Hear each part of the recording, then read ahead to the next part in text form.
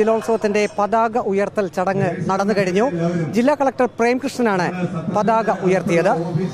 Collector, Pamba നദിയിൽ ജലനിരപ്പ് അല്പം കുറവാണ്. എല്ലാ വർഷവും നദിയിലെ ജലനിരപ്പ് കുറവാണ് ഒരു ആശങ്കയ്ക്കിടയാക്കുന്നത്. ഇപ്രാവശ്യം എങ്ങനെയാണ്? ആശങ്കയ്ക്കിടയുണ്ടോ? ഇല്ല, അത്തരം ഒരു ആശങ്കയ്ക്ക് ഇടയില്ല. കാര്യം ഞങ്ങൾ ഓൾറെഡി KSEB അതോറിറ്റീസിനെല്ലാം ഇൻസ്ട്രക്ഷൻ കൊടുത്തിട്ടുണ്ട്. വെള്ളത്തിന്റെ കുറവാണെങ്കിൽ അതിനനുസരിച്ച് വെള്ളം ജലനിരപ്പ് കൂട്ടാനും അതോടൊപ്പം തന്നെ ഇറിഗേഷൻ ഡിപ്പാർട്ട്മെന്റിന് ഇവിടെ അടിഞ്ഞുകൂടിയ ചെളികളെല്ലാം നീക്കം ചെയ്യാനുള്ള ഒരു അറേഞ്ച്മെന്റ്സും ഓൾറെഡി ചെയ്ത് ആ വർക്ക് അവർ കംപ്ലീറ്റ് ചെയ്തിട്ടുണ്ട്. അപ്പോൾ അങ്ങനെ ഒരു ആശങ്കയ്ക്ക് ഇടയില്ല എന്ന് പറഞ്ഞു. ഈ മൺതിട്ടകൾ പലയിടങ്ങളിലും ഉണ്ടായിരുന്നു പമ്പ, അത് പൂർണ്ണമായിട്ട് മാറ്റാൻ കഴിഞ്ഞിട്ടുണ്ടോ? യെസ്, അത് പൂർണ്ണമായിട്ട് നമ്മൾ കഴിഞ്ഞ ഒരാഴ്ചയ്ക്ക് മുന്നേ തന്നെ ഇറിഗേഷൻ ഡിപ്പാർട്ട്മെന്റിനെ മീറ്റിംഗിന് വിളിച്ചു. അവർക്ക് സെപ്പറേറ്റ് ആയിട്ട് ഇൻസ്ട്രക്ഷൻ കൊടുത്തിട്ടുണ്ടായിരുന്നു.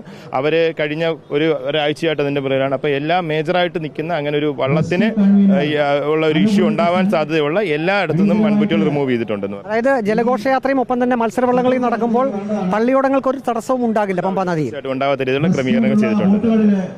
ആറന്മുള ഒറ്റട്ടാതി ജലോത്സവത്തിനുള്ള എല്ലാ സംവിധാനങ്ങളും അതിന്റെ എല്ലാ ഒരുക്കങ്ങളും നേരത്തെ തന്നെ പൂർത്തിയാക്കി കഴിഞ്ഞുവെന്നാണ് പത്തനംതിട്ട ജില്ലാ കളക്ടർ പ്രേംകൃഷ്ണൻ വ്യക്തമാക്കിയത്. പമ്പാ നദിയിൽ ആവശ്യത്തിന് ജലനിരപ്പ് ഉണ്ട്. കരക്കാർ ആരും ആശങ്കപ്പെടേണ്ട ഒരു സാഹചര്യവും ഇല്ല എന്നും കളക്ടർ വ്യക്തമാക്കി. വീഡിയോ ജേർണലിസ്റ്റ് അജി കുടുംബനൊപ്പം reporter Praveen Purushothaman, in reporter, Pathanamthitta.